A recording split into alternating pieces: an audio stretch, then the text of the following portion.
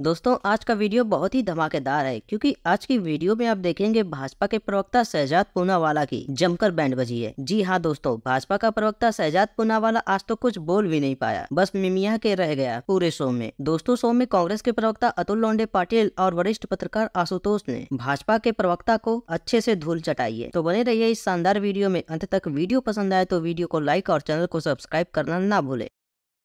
Picture चालू करो बे। बस इंतजार ही करें। अतुल साहब जल्दी से आपसे एक प्रतिक्रिया, क्योंकि यहाँ पर जब हम चेहरों की बात करते हैं तो मतलब कोई कांग्रेस पार्टी की तरफ से नहीं है। सबसे ज्यादा सेंचुरी पार सीटों पर आप ही लड़ रहे हैं 102, बाकी सबको आपने 100 से कम ही में समेट दिया है। ऐसे में क्या स्थिति दिखाई देती है और एकनाथ शिंदे की लोकप्रियता सबसे ज्यादा दिख रही है? अतुल जी। सबको दीपावली की बहुत बहुत शुभकामनाएं। आपको भी। सबको मेरा बहुत बहुत राम राम। शहजाद को भी बहुत बहुत राम राम। अब शहजाद पूनावाला की क्या बात करें, उनको तो टॉन्ट मारने वाला है, हम यहाँ टोमना कहते हैं। साहिल बता देगा टॉन्ट यानी टोमना।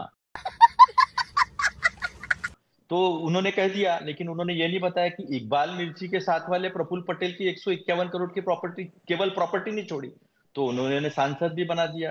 फिर दाऊद को भी पिक्चर में लेकर आए, और दाऊद का गुर्गा जिसके कहते हैं वो चुनाव में है, और मैं दावा करता हूँ 4 तारीख को शाम को फिर बैठेंगे हम, वो भी चुनाव में रहेंगे और ये कुछ नहीं कर पाएंगे। और इन्हें इतनी ही इन्हें चिढ़ है और ये सही में मानते हैं इस बात को, तो हटा दे अजीत पवार के साथ ये अपनी गठबंधन जो है वो तोड़ दे और दिखा दे कि ये सही मायने में मुद्दों के साथ में है। ये मुद्दों के साथ में तो है नहीं है। और कॉन्ट्राडिक्शन देखो किस तरह का है। उद्योग जिहाद चला है हमारे यहाँ क्रिमिनल लव जिहाद चला है, और हमारे यहाँ रोजगार जिहाद चला है। कैसे चला है? तो हमारे यहाँ 10 लाख करोड़ के प्रोजेक्ट जो है छीन कर लेकर गए, और हमें वहां से उंगली दिखा रहे थे परसों बड़ौदा से। कौन? देश के प्रधानमंत्री। टाटा एयरबस का प्रोजेक्ट जो मेरे नागपुर का था, इतना बड़ा मिहान का कार्गो हब का प्रोजेक्ट है, जिसके ऊपर काफी वायदे किए थे देवेंद्र फडणवीस ने, किए थे गडकरी जी ने किए थे। वो प्रोजेक्ट हमारा चला गया और चुनाव के बीच उन्होंने उसका उद्घाटन किया है। और मैं शहजाद से ये भी बात पूछना चाहूंगा, जिस जिन्ना ने इस देश का विभाजन किया उसको राष्ट्रवादी उसके मजार पर जाकर उसको राष्ट्रवादी कहने वाले अडवाणी जी के साथ कैसे है? और इनकी तो एक कैसेट जो है खुद की मोदी जी के बारे में कि ये कैसे हिंदू नहीं है, कैसे 4 धाम की यात्रा नहीं की है, ये भी सब जनता के सामने इनके विचार जो है वो सुप्रिया जी ने तो रख ही दिए थे।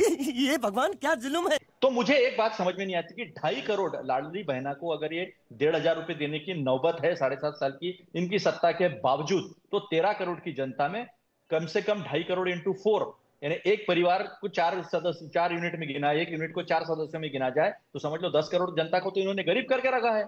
ये तो खुद ही जो छाती बढ़ा के बताते कि 80 करोड़ लोगों को हम 5 किलो अनाज देते थे, तो यहाँ ये परिस्थिति है। 21 लाख करोड़ पे छोड़ा था, 40 लाख करोड़ बढ़े, तो इन्फ्लेशन जोड़ दो आप, आज लोगों की थाली जो है वो 89% से ज्यादा बढ़ चुकी है। हर जगह इन्फ्लेशन बढ़ा है क्योंकि रिजर्व बैंक तुम्हारा रेपो रेट कम नहीं कर पा रहा है। तो ये सारी चीजें जो है वो सामने जो है स्पष्टता से दिखाई देते हैं। वेदांता फॉक्सकॉन प्रोजेक्ट हमारा चला गया, हमारा बर्ड्रग का प्रोजेक्ट चला गया, और गुजरात के सामने ये कुछ कह नहीं पाते हैं क्योंकि इनकी हिम्मत नहीं है कि सामने खड़े नहीं। एक मुद्दा मेरा और अहम है कि अदानी को बेचने के लिए सेल्समैन का काम यहाँ पे देश के प्रधानमंत्री कर रहे हैं। धारावी की 1080 एकड़ वो मुंबई की जमीन टेंडर को मिस अप्रोप्रिएट करके इन्होंने जिस तरह से दी है, साल्ट पैन की जमीन दी है, धारावी की जमीन दी है, सब कुछ जो है वो अदानी को देने का काम जो है इस महाराष्ट्र में चल रहा है, जिसके लिए कभी इनको माफ नहीं करेंगे।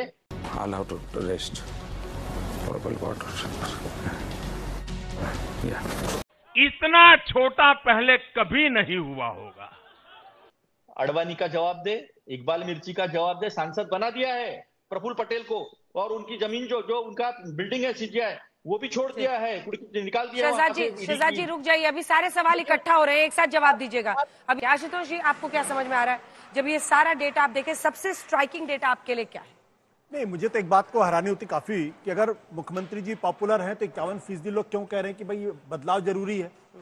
अब ये डेटा की एनोमली है। अब इसमें किस डेटा पर मैं भरोसा करूं, किस डेटा पर भरोसा न करूं, ये अपने आप में चिंता की बात हो सकती है। लेकिन निश्चित तौर पर ये जो अगर गैप 10% का नहीं होता, अगर गैप 2% का होता है या 3% का होता तो मैं मानता। 10% का गैप है, 51% लोग कह रहे हैं कि बदलाव जरूरी। देखिए, महत्वपूर्ण सवाल आज की तारीख में महाराष्ट्र के अंदर क्या है कि महाराष्ट्र पिछले 1-1.5 सालों के अंतर्गत इकोनॉमिक डेटा के ऊपर पिछड़ा है। जो पर कैपिटा इनकम असली डेटा होती है, तो जीडीपी ग्रोथ ले लिया, पर कैपिटा इनकम। पर कैपिटा इनकम का मतलब क्या है कि हर आदमी के पास कितनी तनख्वाह है। हाँ। पर कैपिटा इनकम के लेवल पर अगर आप देखिए तो महाराष्ट्र जो है वो स्लिप किया है, वो 5वें नंबर से 6ठे नंबर पे चला गया है। इसमें तेलंगाना, कर्नाटका, हरियाणा, तमिलनाडु और गुजरात, ये 5 स्टेट आज की तारीख में महाराष्ट्र से आगे है और महाराष्ट्र 5वें नंबर से फिसल के 6ठे नंबर पे गया है। अरे देवा, ये गड़बड़ है बाबा।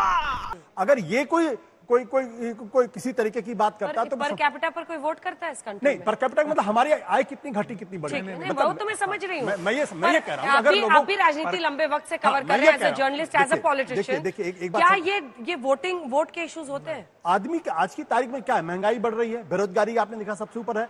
ऐसे में अगर मेरी आय अगर घट रही है, अगर आपका जो मूड ऑफ द नेशन सर्वे आज से 1 साल पहले था जिसमें 62% लोगों ने कहा था कि उनको इस बात की कोई उम्मीद नहीं कि अगले साल उनका पर कैपिटा इनकम बढ़ेगा या घटेगा। ठीक है, देखिए मुझे थोड़ा डेटा में लेकर देखिए, हरियाणा चुनाव में 45% आपने अनएम्प्लॉयमेंट दिखाया था, यही सी वोटर का डेटा था, 45% अनएम्प्लॉयमेंट।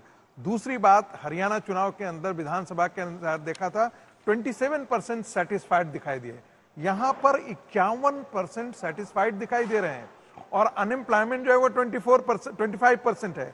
तो मुझे इस डेटा में थोड़ा सा गड़बड़ झाला, एक इंटरनल कंट्राडिक्शन दिखाई दे रहा है। पसंद आ रहा होगा नहीं, शिंदे जी वाला बहुत इंटरेस्टिंग डेटा है। दुख दे रहा है फडणवीस जी नीचे सही पकड़े हैं। शिंदे जी वाला डेटा इंटरेस्टिंग है, उसमें ज्यादा इंटरेस्टिंग हमको ये इस बात का लग रहा है कि उद्धव ठाकरे, जिनको आज के दिन में मुस्लिम लोग भी वोट कर रहा है, पसंद कर रहा है, इसका मतलब है कि हिंदुत्व का के साथ जो है आज के दिन में उद्धव ठाकरे के साथ लोग नहीं है, वो शिंदे के साथ है। शिवसेना का असली वारिस जो है इस डेटा से कम से कम रुक तेरे को बताते। हालांकि मैं फिर मानता हूं, एक बात समझने वाली बात है और भारतीय जनता पार्टी के लिए निश्चित तौर पर चिंता की बात है कि जो पार्टी लोकसभा के चुनाव में 26% वोट लेकर आती है, 26% वोट, अब नेक्स्ट जो है वो 17% कांग्रेस पार्टी है, 9% का गैप है, उस पार्टी का नेता मुख्यमंत्री की दौड़ में 3 नंबर पर है और वो भी 11% पे।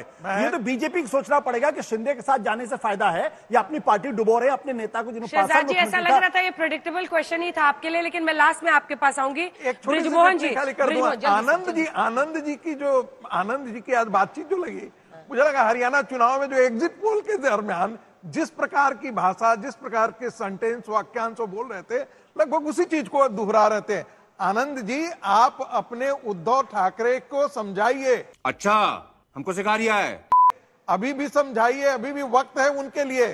कांग्रेस पार्टी के साथ जाने से उनका पूरा का पूरा जो है, हम कहते हैं ना, पूरा संस्कार ही बदल गया है। हिंदू लोग उनको अब वोट करना बंद कर देगा। शिंदे को छोड़कर उद्धव ठाकरे को बीजेपी अपना ले, आप ये कहना चाह रहे हैं? नहीं, आप मानते हैं कि असली हिंदू वाले जो नेता है उद्धव ठाकरे, कम से कम उनको क्षमा मांगनी चाहिए। क्या गुंडा बनेगा रे तू? कम से कम महाराष्ट्र की जनता अगर स्टूडियो में ही पॉलिटिक्स और अलायंसेस तय होते तो आप लोग किस तरह की खिचड़ी बनाते वो हमारे दर्शक समझ गए होंगे। अब टाइम खत्म हो रहा है। अतुल जी सिर्फ 2 लाइन में, जल्दी से 2 लाइन बोलिए, फिर जवाब देंगे शहजाद।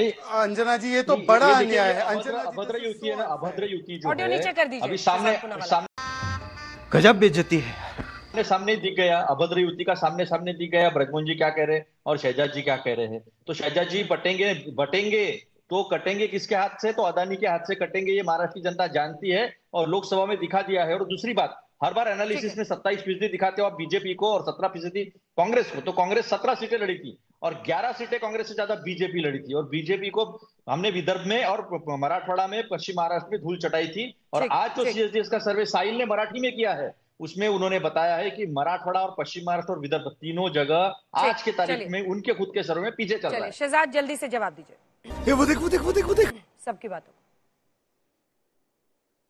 कई सारे सवाल है। मैं आपसे केवल 40 सेकंड अनइंटरप्टेड रिक्वेस्ट कर रहा हूं। जहां तक अडानी का सवाल है, अतुल जी पहले अपने रेवंत रेड्डी को बोलो 100 करोड़ का चेक ना ले, उनको बोलो 12,000 करोड़ का एमओयू ना करे। आशुतोष जी ने जो आंकड़े पर कैपिटा इनकम के गिनाए हैं, मैं चुनौती देता हूं, उनके आंकड़े गलत है। मेरे पास 2012 से लेकर 2024 के आंकड़े हैं। एक ही time per capita income Maharashtra का गिरा था, वो था जब उद्धव ठाकरे जी सत्ता में थे। 1,89,000 से 1,82,000 हुआ था, आज 2,77,000 है, बड़ा है। एनीवेज, मैं बीच में नहीं जाना चाहता, मेरा समय समाप्त हो जाएगा। तीसरी बात मैं पूछना चाहता हूं, प्लीज मैडम अंजना जी, मैंने आपसे रिक्वेस्ट किया था, आप हिंदुस्तान टाइम्स की रिपोर्ट पढ़ते रहिए। अंजना जी, मेरा संरक्षित समय, मैं आपसे रिक्वेस्ट कर रहा हूं, मैंने किसी के बीच में नहीं बोला। Please madam, I request you Anjana ji.